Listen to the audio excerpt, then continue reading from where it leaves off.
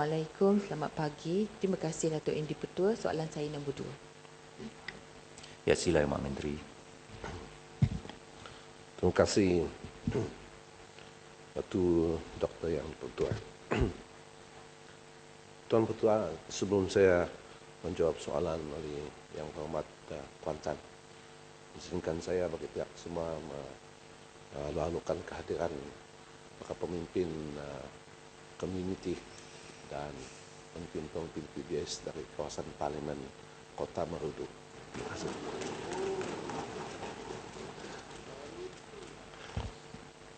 Baiklah, Tuan Yang Bertuah, untuk makluman Yang Berhormat Kuantan serta juga Yang Berhormat sekalian, kerajaan telah memperkenalkan program large scale solar yaitu LSS dan izin di bawah rancangan Malaysia ke-11 untuk meningkatkan peranan penjenaan listrik daripada tenaga solar, di samping membuka peluang kepada syarikat-syarikat untuk membangunkan projek solar berskala besar. Program ini mensasarkan pembangunan projek-projek solar dengan kapasiti di antara 1 megawatt sehingga 50 megawatt untuk mencapai sasaran penjenaan tenaga solar daripada program ini sebanyak 1000 megawatt pada tahun 2020. Program LSS telah dilaksanakan sejak Mac 2016. Peringkat pertama dalam pelaksanaan program LSS yaitu Request for Qualification RFQ telah selesai pada April 2016. Manakala proses seterusnya ialah yaitu Request for Proposal RFP telah selesai pada September 2016. Suruhanjaya Tenaga selaku agensi pelaksana program LSS sedang dalam proses penyimakan dokumen RFP dan surat tawaran kepada pembeda yang berjaya dijangka akan keluarkan pada bulan Disember 2016. Penentuan lokasi-lokasi yang sesuai untuk melaksanakan projek-projek solar berskala besar disenaraikan dalam garis panduan LSS yang dikeluarkan oleh Suruhanjaya Tenaga berdasarkan spesifikasi teknikal dan lokasi pencawang yang sesuai yang dikenal pasti oleh pihak utility yaitu Tenaga Nasional Berhad TNB dan Sabah Electricity Sdn Berhad yaitu SSB. Terima kasih. Yang Berhormat Kuantan. Terima kasih Yang Berhormat Menteri di atas jawapan tadi. Saya tertarik dengan apa yang dikatakan oleh Yang Berhormat Menteri berkenaan dengan dasar menyokong syarikat untuk menjana tenaga solar. Akan tetapi saya ingin pandangan daripada Yang Berhormat Menteri berkenaan dengan satu kenyataan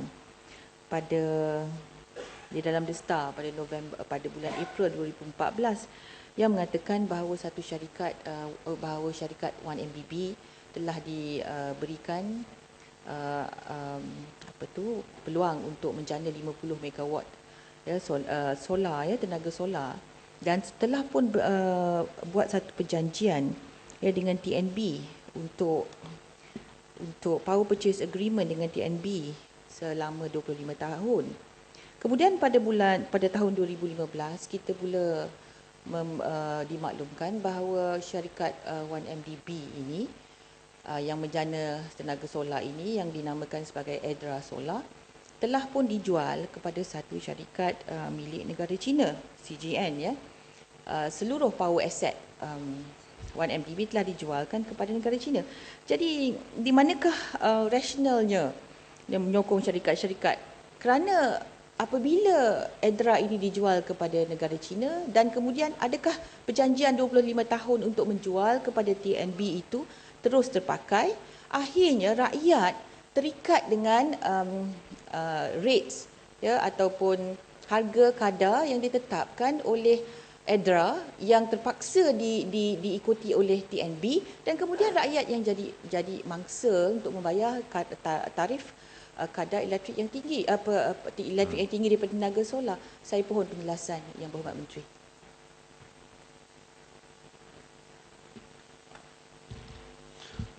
Tuan Yang Bertuah, terima kasih Yang Berhormat Kuantan atas perkara yang dibangkitkan itu. Seperti mana pihak awam sudah maklum, aset-aset yang sebelum ini dimiliki oleh 1MDB ataupun cabang tenaganya EDRA telah pun dilupuskan ataupun kepada pembeli atas dasar willing buyer, willing seller. Okay. Dan berasas kepada itu, sememangnya aset yang kelulusan pada saat itu yang untuk tenaga solar ikut sama dalam valuation antara dua pihak waktu itu. Namun 500 megawatt yang pada dasarnya diluluskan kepada EDRA atau TNB itu sekedar 50 megawatt yang pada masih dalam saat ini dalam pengurusan PPA sebenarnya Power Purchase Agreement belum lagi ditandatangan di antara kedua pihak karena beberapa lagi faktor-faktor yang perlu dikemaskini antara kedua pihak. The remainder itu yang 450 memang dalam tangan pihak EDRA, pembeli baru EDRA itu, dan dia akan memohon untuk melaksanakannya mengikut lokasi dan maka semua faktor-faktor yang berkaitan dengannya itu perlu dirujuk balik kepada Suruhanjaya Tenaga. Tetapi untuk tujuan membolehkan pihak awam Malaysia melibatkan diri di dalam pencanaan tenaga solar ini, pihak kementerian dan kerajaan telah pun meluluskan 1000 megawatt starting tahun depan sampai 2020. 200 setiap tahun di Semenanjung dan 50 megawatt setiap tahun di Sabah. This is open bidding. Dan open bidding itu yang saya sebutkan tadi, yang first 200 itu sedang dalam proses penyempurnaan dan harap pada bulan Desember kita boleh keluarkan the winners dan 50 di Sabah. Jadi tiada timbul masalah, tak ada peluang untuk pihak swasta ataupun awam Malaysia.